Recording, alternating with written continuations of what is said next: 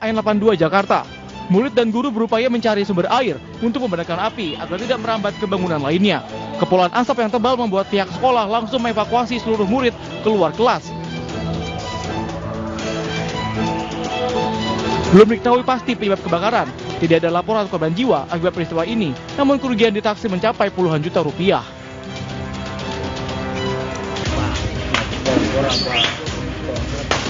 Ya Allah, udah habis semua. 10 rumah di Jalan M Cafe, Jagakarsa, Jakarta Selatan, ludes terbakar. Kobaran api yang cepat melahap bangunan karena banyaknya material yang mudah terbakar. Warga panik dan berupaya memadamkan api dengan alat seadanya. 15 unit mobil damkar diterjunkan ke lokasi kebakaran. Diduga, kebakaran terjadi akibat ledakan tabung gas dari salah satu rumah. Meski tidak ada korban jiwa, puluhan warga harus kehilangan tempat tinggal.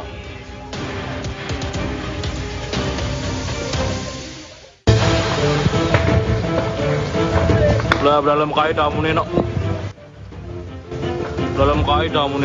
Belasan WNA pengunjung hotel Padang Bay Beach Inn berupaya menyelamatkan diri saat api melalap hotel di Karangasem, Bali. 19 WNA yang sedang menginap di hotel berhasil keluar lewat balkon dan meluncur terjun melalui tiang listrik. Api juga membakar bangunan Hotel Kerti dan restoran Billabong. Total 20 bangunan terbakar. Api bisa dipadamkan pada pukul 4 Senin pagi. Tidak ada korban jiwa dalam kejadian ini, namun kerugian ditaksir mencapai 5 miliar rupiah. Hingga kini, polisi masih menyelidiki penyebab pasti kebakaran. Tim Liputan iNews melaporkan. Pemirsa, kita awali dengan informasi pertama. Demo mahasiswa sebagai bentuk kekecewaan terhadap pemerintahan Jokowi ini digelar di area Patung Kuda Jakarta, berakhir dengan ricuh. Sayang banget harus ricuh ya pemirsa dan juga Ocha. Ini kericuhan terjadi usai polisi berusaha membubarkan aksi yang telah melewati batas waktu.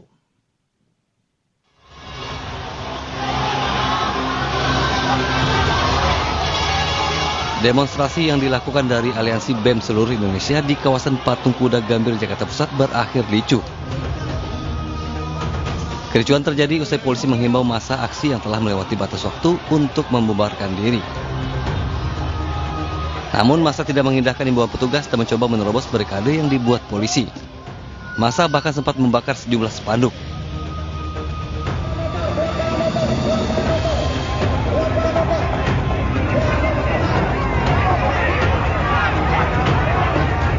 Kericuhan pun tak dapat terkendali usai polisi menembakkan water cannon ke arah massa hingga membuat massa berangsur-angsur membubarkan diri.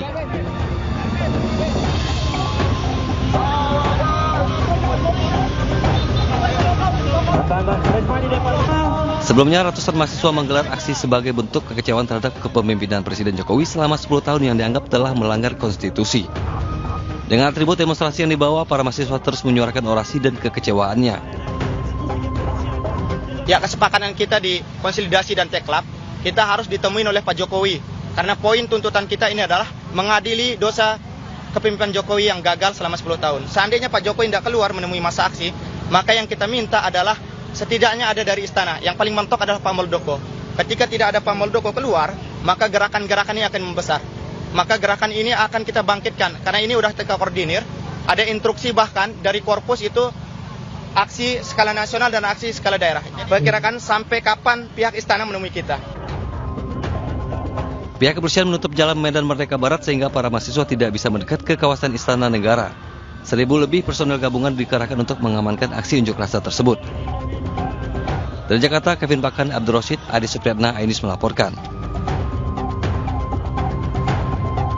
Lagi-lagi juga mengenai seorang pengemudi mobil yang pemirsa nyaris diamuk massa di Bangkalan, Madura. Nah pemirsa, insiden ini terjadi setelah sopir menabrak motor warga lalu melarikan diri.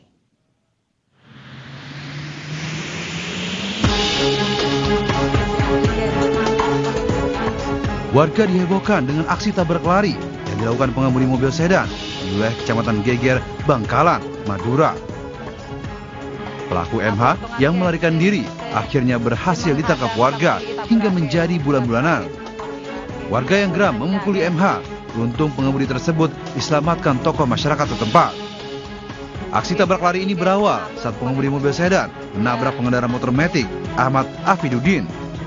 Bukannya menolong, MH kemudian kabur meninggalkan korban yang tergeletak bersama motornya. Warga yang melihat kejadian kemudian melakukan pengejaran. Namun MH kemudian menabrak salah satu pemotor yang mengejarnya hingga akhirnya berhasil diamankan warga. Pelaku pun digelandang ke unit Gakum Satlantas Polres Bangkalan. Dari pemeriksaan sementara, diduga pelaku mengalami gangguan jiwa. Mobil tersebut nabrak sepeda motor Beat, setelah itu melarikan diri. Dikejar oleh warga dan sempat dihakimi. Tapi ada salah satu tokoh yang menolong dan diamankan dibawa ke polsek. Kasus tabrak lari masih dalam penanganan polisi. Mobil sedan milik pelaku masih disita untuk barang bukti. Dari Bangkalan, Madura, Taufik Syahrawi melaporkan. Ya, Ocha dan pemirsa, ini masih dari informasi berlalu lintas, cuman yang satu ini agak-agak konyol sih dan kocak si Ocha. Karena ada seorang pemuda pengendara motor di Karawang, Jawa Barat ini mendadak kesurupan saat akan ditilang petugas. Iya, dan Pram, aksi kesurupan ini menjadi tontonan warga dan viral di media sosial.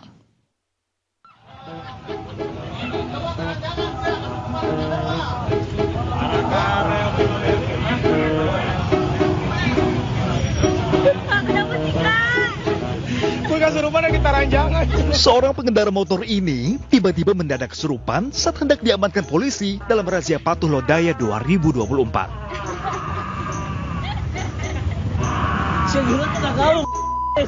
Remaja ini berteriak dan mengamuk seperti dirasuki makhluk halus.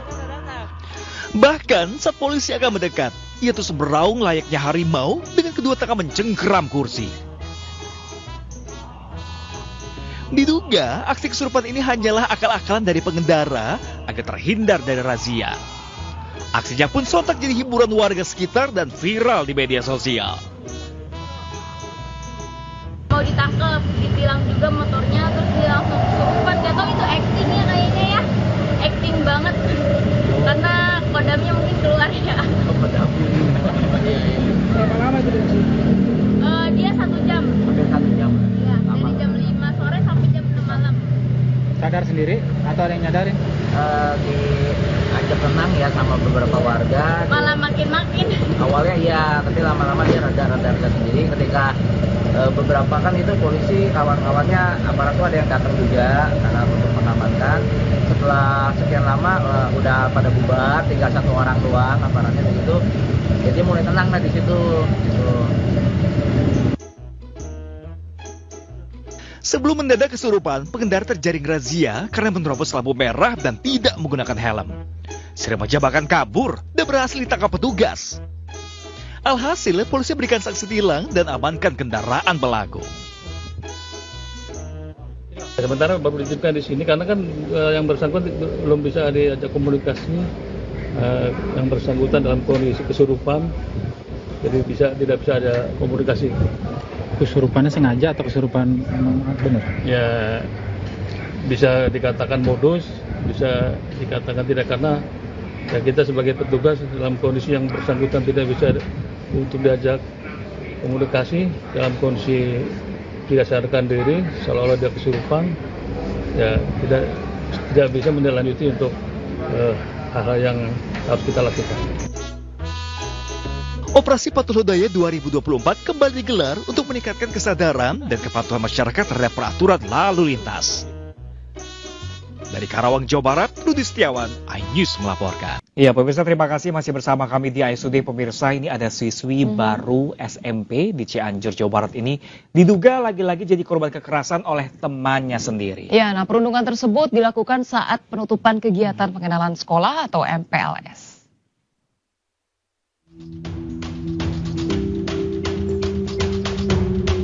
Inilah kondisi Ade, 12 tahun, siswi SMP Negeri 1 Sindang Barang, Kecamatan Sindang Barang, Cianjur, Jawa Barat, yang menjadi korban dugaan kekerasan saat melaksanakan penutupan MPLS pekan lalu. Sejak kejadian tersebut, kondisi korban kini tidak mau sekolah dan lebih banyak murung. Tidak hanya itu, korban juga sering mengeluhkan rasa sakit di bagian pinggang yang diduga akibat dipukul sebanyak 5 kali hingga tersungkur oleh terduga pelaku yang juga siswi baru. Korban diantar orang tuanya sudah memeriksakan kondisi kesehatannya di RSUD Cianjur. Menurut orang tua korban, pihaknya menyayangkan kejadian penganiayaan lantaran kejadian tersebut disaksikan oleh sejumlah guru serta peserta siswa MPLS lainnya. namun tidak ada tindakan dan teguran yang diberikan kepada terduga pelaku. Jalan masih bisa, biasa aja, sekitar jam 2-an. Mulai ngeluh dia itu, anak saya tuh buang air kecil, nyeri gitu, sakit katanya. Terus mau bangun nggak bisa, jalan nggak bisa. Saya makanya sampai malam itu sempat shock, panik saya juga. Sampai saya sedikit marah, saya telepon ke orang tua si pelaku itu, saya minta pertanggungjawabannya. Ini kan anak kecil ya, kelas 7 SMP yang baru masuk. Semua harus kita selamatkan gitu ya. Harus kita selamatkan semuanya ya, baik si A-nya maupun si B-nya gitu ya. Yang jelas harus sekolah kita harus selamatkan gitu ya, supaya hal-hal bullying atau aksi kekerasan itu tidak terjadi di setiap sekolah ya, baik di luar Cianjur apalagi di Cianjur. Pihak Dinas Pendidikan Pemuda dan Olahraga Cianjur masih menunggu hasil pemeriksaan medis kondisi fisik korban. Jika kejadian tersebut benar-benar terjadi, maka pihak sekolah dan terduga pelaku akan diberikan sanksi sesuai aturan yang berlaku. Dari Cianjur, Jawa Barat, Muhammad Andi Ihsan melaporkan. Aduh, kasihan sekali ini anak perempuan lagi ya, masih kelas 7 SMP. Orang tuanya menitipkan anaknya di sekolah untuk jadi anak berprestasi, ini malah dianiaya oleh kakak kelasnya sendiri atau temannya sendiri. Ya, ini bahan evaluasi sih ya untuk sekolah juga, bukan hanya fokus di akademik saja, tapi bagaimana menciptakan suasana yang nyaman untuk belajar, kontrol yang ketat juga begitu, dan mungkin penegakan yang tegas kepada pelaku-pelaku pembulian. Dan untuk teman-teman atau adik-adik yang sampai saat ini masih dalam menjadi korban bullying atau perundungan, segera bersuara, berbicara, harus dilawan. Dulu pun aku juga jadi korban bullying kalau Ocha, dan cara melawan dengan jalur prestasi. Jalur prestasi ya, betul. Nah tapi ini juga jadi PR juga ya untuk orang tua siswa ya, pastinya untuk mendidik anak dengan lebih baik lagi. Dari rumah juga ya, kembali lagi ke rumah orang tua gimana mendidik anak nanti dilepas di sekolah, jangan sampai orang-orakan kayak tadi. Betul. Kita ke informasi lain, pemirsa, ini ada Tamara Samara yang berteriak memanggil mantan suaminya Yuda Alfarvandi sebagai pembunuh di ruang sidang. Iya, nah artis sinetron ini juga kembali meluapkan emosinya dengan berteriak pada keluarga Yuda di luar gedung usai sidang pembacaan eksepsi atas kasus sidang pembunuhan putranya Dante.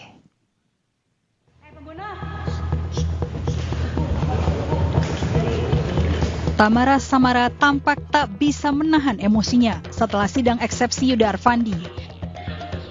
Tamara menunjukkan kekesalan dengan meneriaki mantan kekasihnya Yuda dengan kata pembunuh dalam sidang di Pengadilan Negeri Jakarta Timur Senin siang. Tak cukup sampai di situ, ibunda Dante itu juga kembali meluapkan kekesalannya dan berteriak di luar sidang kepada keluarga Yuda.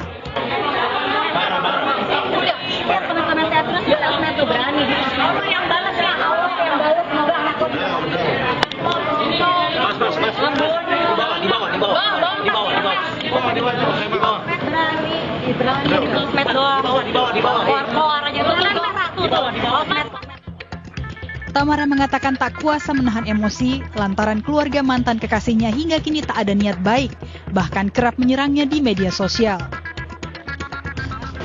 Benar-benar bersyukur ya, bersyukur banget eksepsinya ditolak ya tadi. Alhamdulillah ini doa kita sama ini gitu. Akhirnya proses persidangannya tetap lanjut. Gitu. Nggak mungkin nggak emosi loh. Apa yang disampaikan dari keluarga? Oh itu yang tadi itu.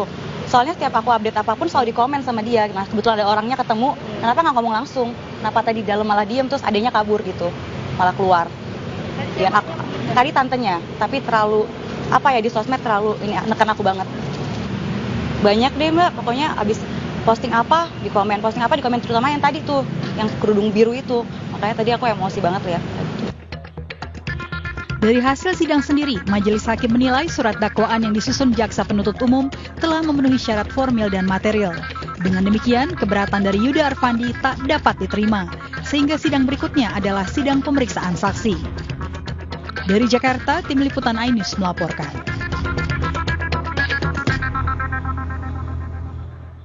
Ya pemirsa, kita ke informasi berikutnya. Jessica Wongso, terpidana kasus pembunuhan Wayan Mirna Salihin, akan mengajukan peninjauan kembali ke Mahkamah Agung. Ya pemirsa, rencananya ini PK akan dilakukan pada pekan pertama di bulan Agustus.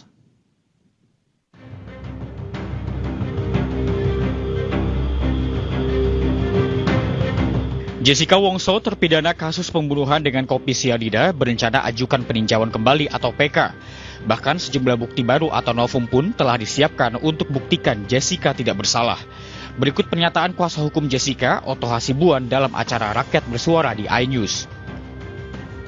Ini karena beberapa waktu ini saya agak sibuk dengan kasus untuk buat PK Jessica yang saya masukkan minggu depan. Oh, jadi Jessica minggu depan akan masukkan. Ini informasi baru nih. Ya, PK, ya. PK Jessica Wongso, itu akan dimasukkan minggu depan. Ini PK pertama kali. Yang kedua. Oh, ini yang kedua. Oke. Ya. Jadi PK akan kita masukkan itu gak saya sibuk. Nah, tapi boleh bocorkan sedikit. Bukti barunya apa? Wah, cukup banyak. Nanti kita bicara soal itu lagi. Khusus lagi soal itu lagi kan. Jadi ini menarik. Jadi PK peninjauan kembali kasus Jessica Wongso yang kedua akan dimasukkan pekan depan. Pekan depan ya. Pekan depan. Hari belum tahu. Kabari kami nanti. Kita kabari. Oke.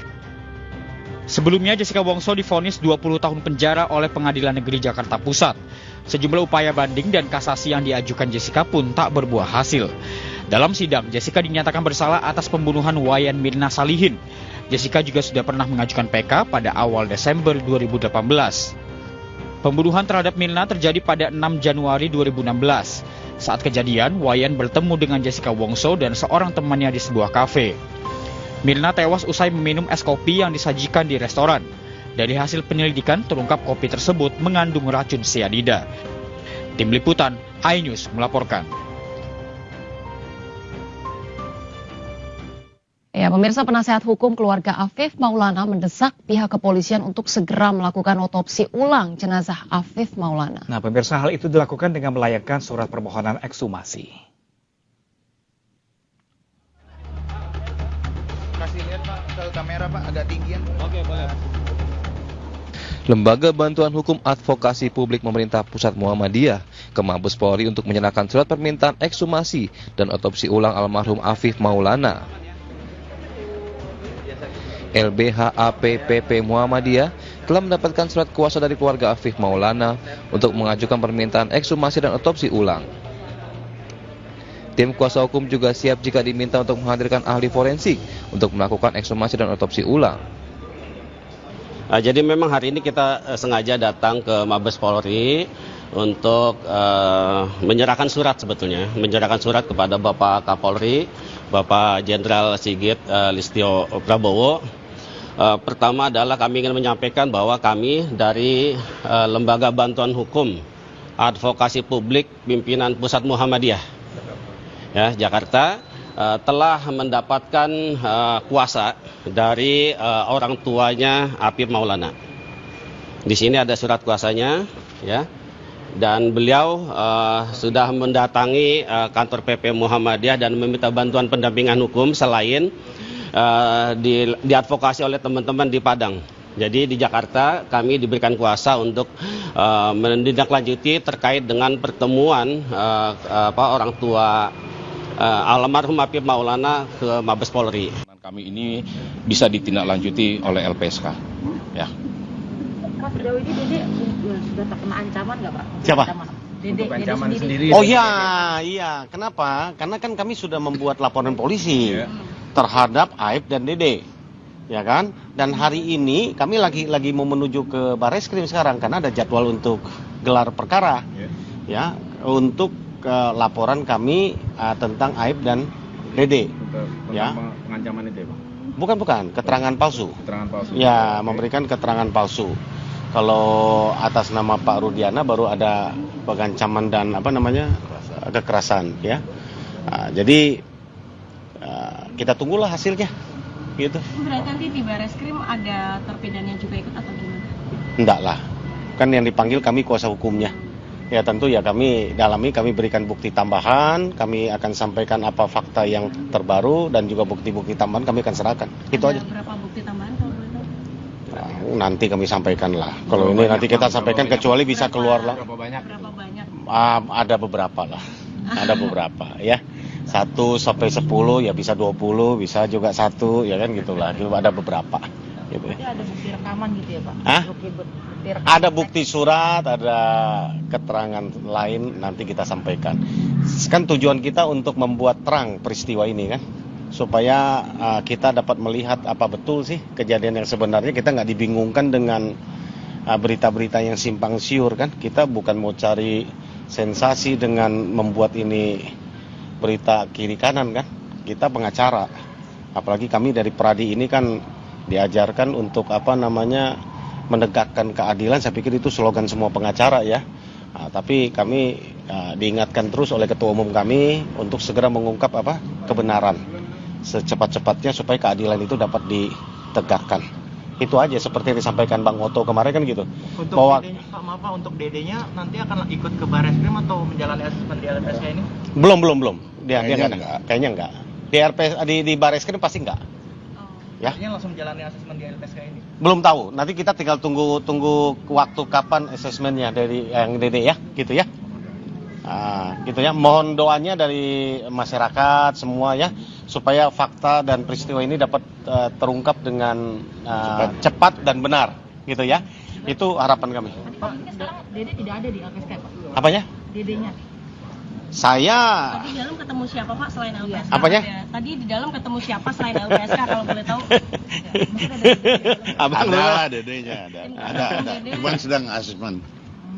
Berarti dedenya masih di dalam ya? Udah selesai, atau masih di asesmen ya? Jadi tambahan aja ya, yang sebagaimana kita sampaikan tadi, LPSK itu sudah menelusuri dan memahamilah perkara ini.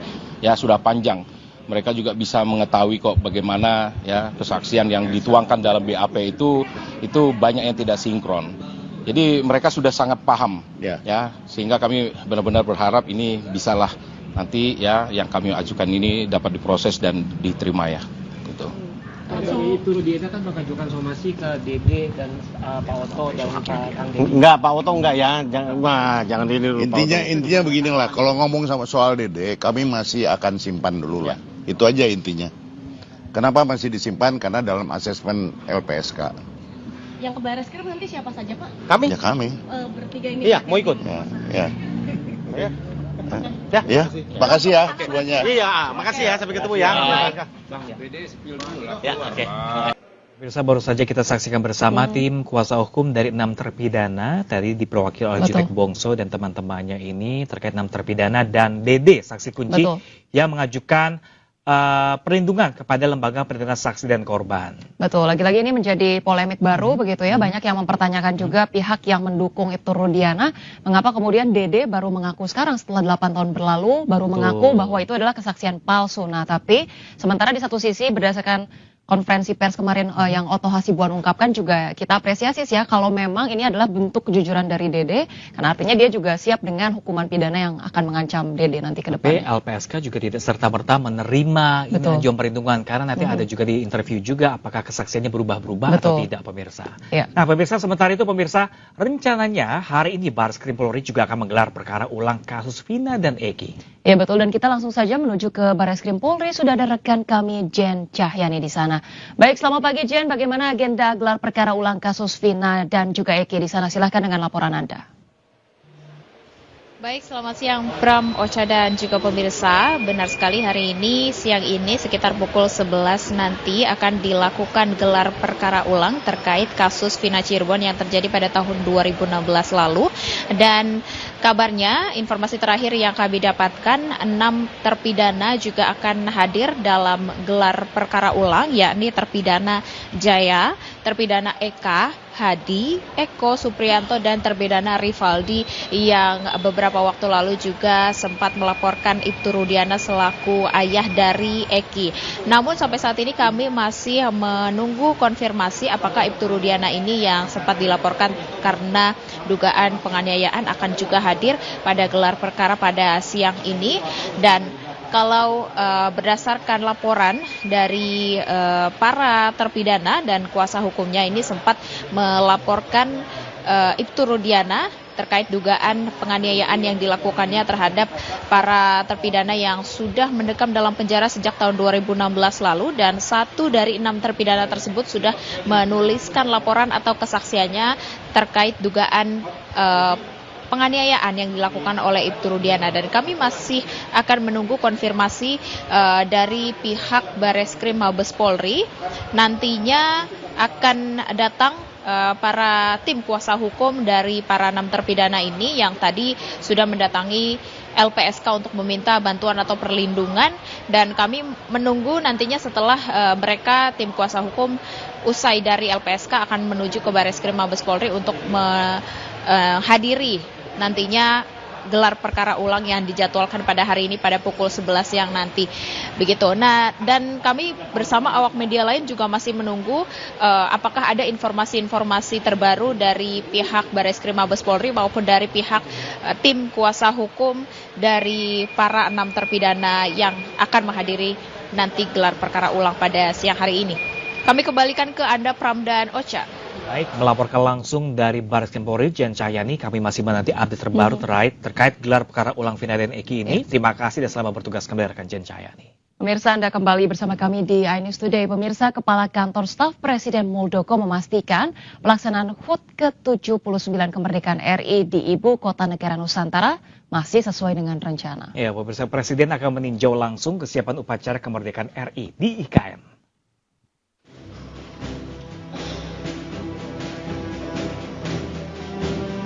Pelaksanaan upacara kemerdekaan RI ke-79 di Ibu Kota Negara Nusantara masih sesuai rencana. Kepala Kantor Staf Presiden Muldoko mengatakan Presiden Jokowi akan meninjau langsung infrastruktur penunjang IKN dan akan mulai berkantor di Ibu Kota Baru Penajam Pasir Utara, Kalimantan Timur dalam waktu dekat. Ya, Presiden sudah menyampaikan sepanjang seluruh infrastrukturnya sudah oke, beliau akan berkantor di sana. Itu kita tunggu ya. Dan Pak Bas sudah memberikan sinyal. Ya, masalah jadwal IKN tetap nggak ada yang bergeser ya. Upacara 17 Agustus akan dijalankan di IKN. Nanti Pak Presiden Jokowi akan didampingi oleh Pak Presiden terpilih. Berikutnya ya, di Istana Negara sini nanti akan dipimpin oleh Wapres dan Wapres terpilih. Seluruh infrastruktur di IKN dinilai telah siap untuk ditempati sebagai kantor Presiden Jokowi. Ikutan iNews melaporkan. Ya, kita ke informasi lainnya pemirsa tentang 17-an mungkin banyak lomba. Nah, ini soal lomba juga pemirsa. Ini lomba balap liar, balap lari kok balap liar. Jangan liar-liar ya, lomba balap lari atau lomba ketawa mungkin udah biasa Ocha pemirsa.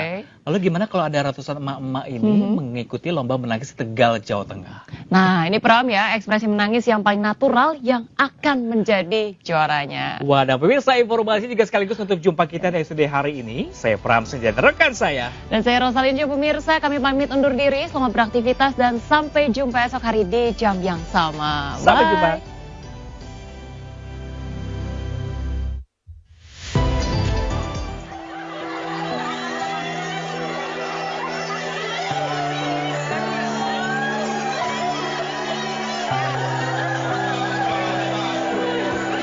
Para ibu tiba-tiba menangis serentak di Desa Purbayasa, Kecamatan Pangkah, Kabupaten Tegal, Jawa Tengah. Mereka menangis bukan karena berduka ditinggal orang tercinta atau sedang tertimpa kemalangan. Melainkan para emak ini menangis untuk memperebutkan hadiah di ajang lomba menangis. Tak ayal, para emak-emak ini berusaha untuk bisa menaik sejadi-jadinya hingga wajah dibasahi linangan air mata. Untuk jadi juara, peserta harus benar-benar terlihat menangis secara natural, bahkan tidak boleh berhenti sampai waktu lomba dinyatakan selesai. Saking membludaknya peserta, sejumlah ibu pun protes karena tidak terpilih naik ke panggung.